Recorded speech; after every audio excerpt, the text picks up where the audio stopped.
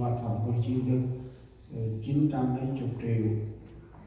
tới nay vụ lệ ngôi bạc thành bằng dọn cái đông của mình là tận thấy ít mà hy vọng đi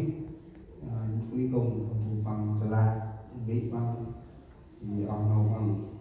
ngày hay sáng nào trước thì tâm trạng đủ treo và đặc xa mà biết vừa bằng cả đông nó bên ngoài ta áp quên lên từ sự yêu hai của chúng ngoài trong chúng mà sinh từ sinh rào kể cả cái ấp vùng yêu đà hàn quên lên mà thế để mà đi nâu bằng cái chip thì làm mà thế tăng per Giêsu ta lấy bằng hàn choát mà ta Giêsu để làm mà đi hộp ta ít mà thế làm mà Giêsu hơi hoàn ra là kia mai đã nàng an nhau cực một cái đó ya bà đi cực kích đông may mà thân mà bạn đủ chỉ đến bạn đủ là ăn lẽ Resula mà bằng nó ai từ cái đông mà thầy vợ là cực kích nào cực từ cái đông ta là cái lối nào cực mà từ cái ta là này Resula vẫn mong là mà bằng cực chỉ nào đi đông mà muốn đông cho mà cực mong là khét đó vì là bằng khét rồi này ta sẽ mà vào chỉ muốn nào đi chỉ cho mà cực mong là khét đó thì ai cho cái nào này trong môn này hay sao ốc vùng bọn làm như là hạt tất mà đặc xa bà đi mà thì món nào hành thành bằng cà thè bà đông tăng nụ bù nô bằng là sơ ra là khét chỉ bọn làm chủ khờ bọn làm chủ lê bọn làm tầm cao bọn làm tầm tay riêng là nô bằng khét này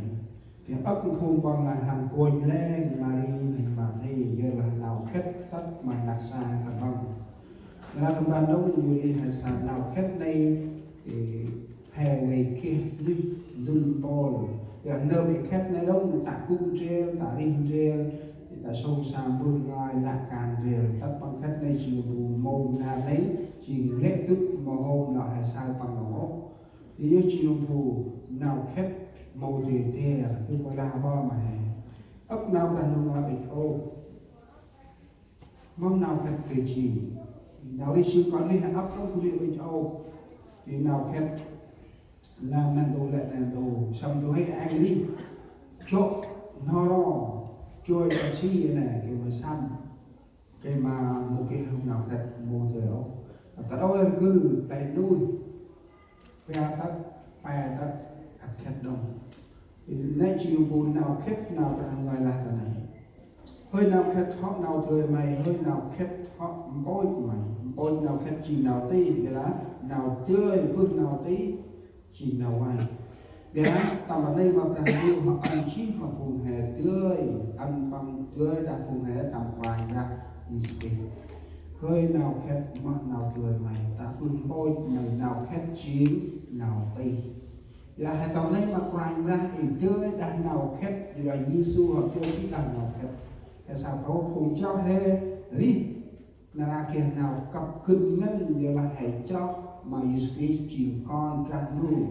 chỉ nằm đi nọ nọ các là hệ khét cái đó nụ quanh ra ô mà thì mặc là ở quanh ra là kia mê ta đầu cùng một cái đó cứ kích đông ngày tan mà làm đủ ý bà bác trong ta sinh làm ta sinh quan thì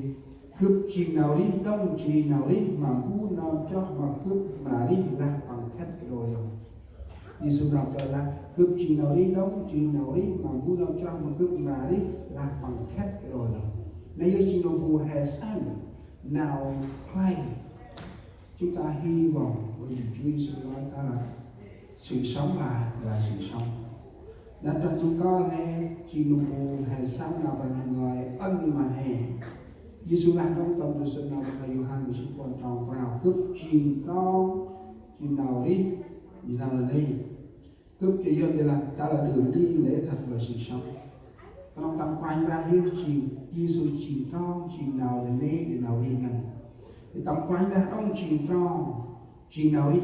một kia ra thì là cướp kia nào đi hay sao nào đây khi nào phụ cấp cân ngân khi nào ác ngân má bự là quanh ra hè chỉ nở đi mon ai hay sao bằng thì luôn là cả là đi thì hôm ấy trẻ bước lại hay bắt đầu là khép tình lệ dưới thương là in nào hè ly em thì không là hai minh nhân nhưng bố con này cả tụi mòn tru thì mình ở bên sinh ra năm chưa kinh nghiệm trong đời này nhưng mà tại sao bỏ đi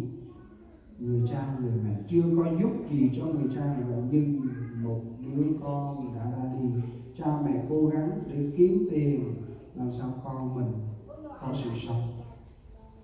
thì giờ là anh một program mà là còn chung mà hai năm nay nó xin hai cố gắng thôi sự sống mình không bao giờ nói là mình có thể thêm được chút định để mình làm xong công việc này rồi tôi sẽ đi được bình an hay soi bư khi mà lối chay mà làm lối đưa hai bư nó buồn soi chơi bạc khi mà kia bạc soi mắt con khi mà tay quăng chỉ đi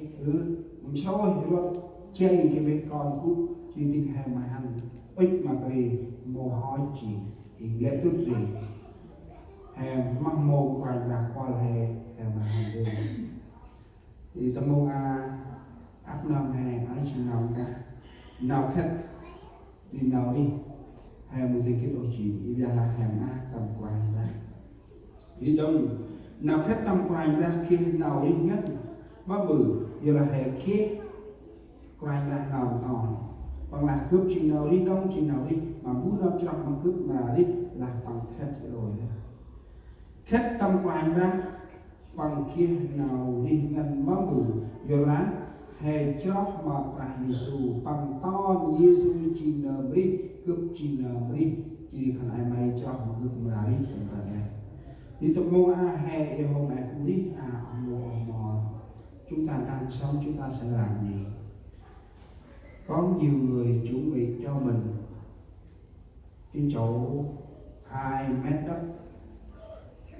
thì kêu đi một hôm chơi tránh ở trong này cứ hành tà môi này cứ quanh tận tóc cuộc là kia phản thì rêu sai vật từ ơn đấy cái này thì sai gọi là khách lo rồi kia năm khách nằm kia chỉ ôi còn họ kia chỉ mà họ khách phải đi coi thì ăn rùm thì ôi cái này cứ nằm kia thì ôi bắn dùng họ kia là để làm khách tạm môi thì sai thì kia con đâu làm nó bự que rồi phải là hay mình là mô cũng đi từ qua này trong primi thì tức là học con là ấy năm nay bây giờ là do là tay học từ tóc là con hay là thơ mong đây mình má không là ngọt do mà primi mô kiếp nào thì hay là còn yêu ra có chuyện hay lo là quá hay anh cái quá và món hay là món là không bao giờ tránh là hay bộ kia nào khác có chuyện giờ là hai lo nó còn kia nào chạm xuống rồi anh ấy có đang làm một hai chuyện ở là tiền nó tiêu chỉ một vụ thì qua đâu thì bao nhiêu sao tầm từ tóc thì ôi sai bao nhiêu khách là lâu chỉ cái ôi mà thường làm như thế rồi tới đâu thì lại gặp nó là que là còn được là thì bao chuyện ra bằng qua là bằng an có một tiền là dùng mà hè đấy tập VBA thì một cái đó chỉ nào thì hè nó ăn được thì cái hè là tôi thì cuối mà giờ hè bự tôi cuối cũng như đang buổi sau cũng như đang mà buổi ra nữa hè tây tụi ngon là bằng hốt tặng hè còn sao luôn bây giờ là tụi đi sạc qua sạc tru thì lại mỹ bằng bước bằng nông thì đây chỉ là sản ngon tôi đi này tôi gần đây qua cái mà ba mà hai ta thấy khép tay trong 2 năm hành hình đường một cái điện hài này